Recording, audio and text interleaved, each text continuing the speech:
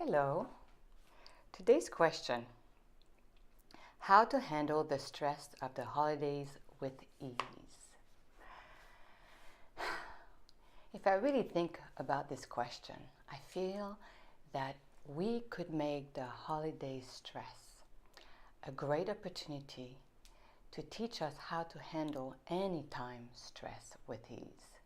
That is, having our priorities straight, what matters and what ultimately really does not matter.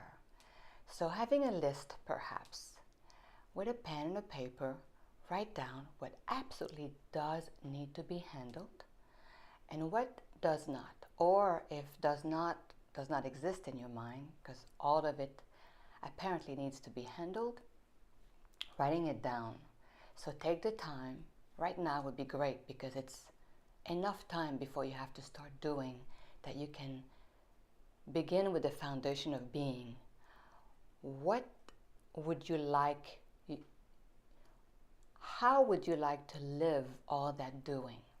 And that's really important if you want the holidays to become something that you actually enjoy, and that the stresses of the holidays are not really stresses, but just what holidays are all about. So all the things that need to be handled, the food that need to be cooked, the presents that need to be bought, the preparation of any kind that needs to be handled. So sit down. Now is a good time. Take a deep breath, and on the first page, perhaps write, what if? How would you like the holidays to be lived? Not for others, what others need or want. You personally. How would you like to live the holiday season? Your beingness. So with joy, with curiosity, with enthusiasm. And then you can, from there, get more and more specific. How would you like to live the shopping? With stress and obligation and guilt, perhaps anger and resentment, depending on who you're buying the presents for, or with great enjoyment and gratitude of having the means to buy presents for others. Perhaps a list of the presents that you'd like to buy, meaning the people. What do you love? What are you grateful for? Each person for which you will buy a present for. So seeping your heart into gratitude before you go do the shopping. Does that make sense? So mother or cousin or nephews, friends, husband, wives, son, daughter. What do you feel? What are the best feelings that you have for these individuals? The ones that are the most nurturing. Not all the little chit-chatting of all the things they have done or haven't said or should have done. Not all that. But underneath all that stuff that really ultimately means nothing, what are you grateful for each of these individuals? And so a column for her name and a feeling of gratitude for each individual. And therefore, perhaps looking at that list and remembering that feeling when you go shopping for them. I feel that that would bring the truth of what holidays are all about. Celebration, gratitude, our support system, our family, all that is dear to us, we are supposed to celebrate. And we get caught into how are we going to look, and our hair, and our nails, and our outfits. And that brings me back to that list, right? Do you really want to get very worried about your hair on that day? Does it really matter? I'm not saying you go in your pajamas, but there's a boundary there. There's a fine line about what are you going to allow yourself to stress about in a negative way, and what joy and grateful moments are you going to allow yourself to live during those same moments. If you have lived the holidays with great stresses but have not done anything about it, as if the outside will suddenly shift for you and make it all good. But if you always wait at the last minute, if you never remember deeply what it's supposed to be about, then nothing will change, because at the end of the day, nothing and nobody makes you feel in any way other than how you choose to feel, what you choose to allow in your field. And that's very important. And I feel that holidays are an amazing opportunities, because there are challenges in the holidays, amazing opportunities once again to actually take control of your life, to empower yourself, as opposed to once again, the same as in the last 30 years, let yourself be disempowered as if you're a victim. You're not a victim. You don't owe anything. If you don't like receiving 50 people every Christmas and you allow it to exist because you are not willing to feel the consequences of saying no this year, then you allow that resentment to once again exist in you. Am I saying that changing patterns are easy? Of course not. But all of it is under your control. Spending quality time with your husband and your children, let's say, if that is high on your list, then make the time. Be more organized about the shopping. Take the time to start way ahead as opposed to waiting at the last minute. Choose the event you're going to attend, the parties you're going to go to. Be empowered in what you are deciding to celebrate this year.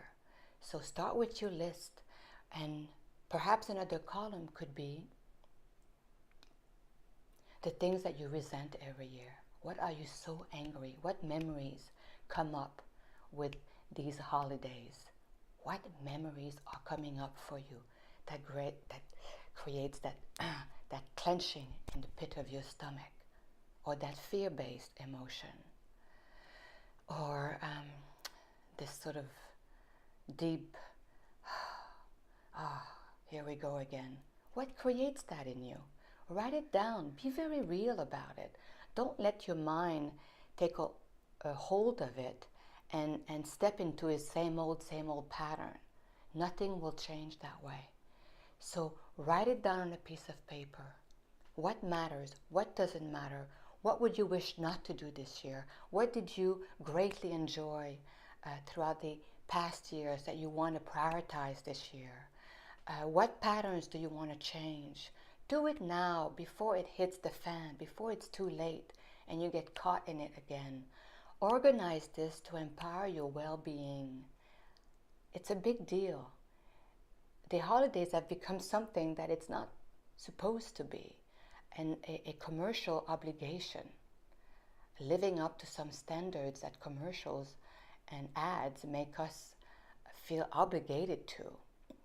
And that brings me back to how much of it is, a modeling party. Is it really about looking perfect?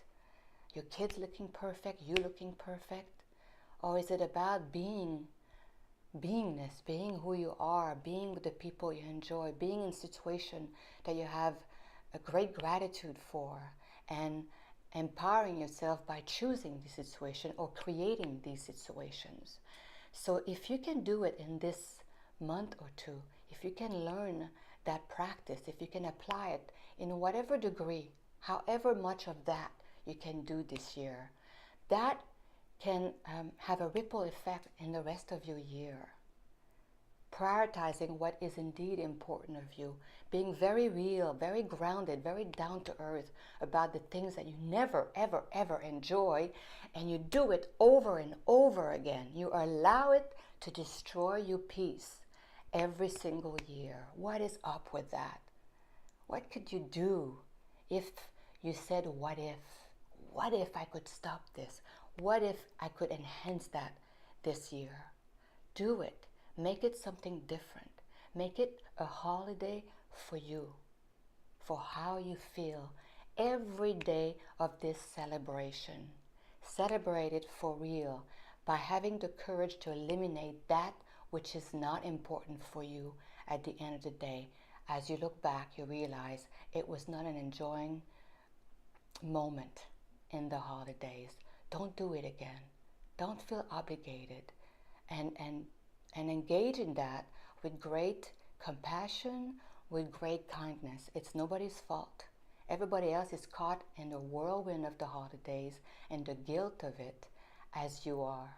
So we are all doing the best that we can. So it's nobody's fault but yours, but mine. We are in charge of what this holiday season could be for us. So I invite you to be in a state of celebration for yourself. Sit down. What if this holiday was exactly what I wanted it to be? What if I had the courage to sit down with my family and discuss, what do we want this year? What is the most important this year? What is it that none of us really enjoy every year but never talk about because we feel obligated to live up to that particular thing? Wouldn't it be nice? So what if this year could be really a true celebration, a true holiday, a true honoring of peace, joy, and well-being? So I hope this was helpful. Thank you.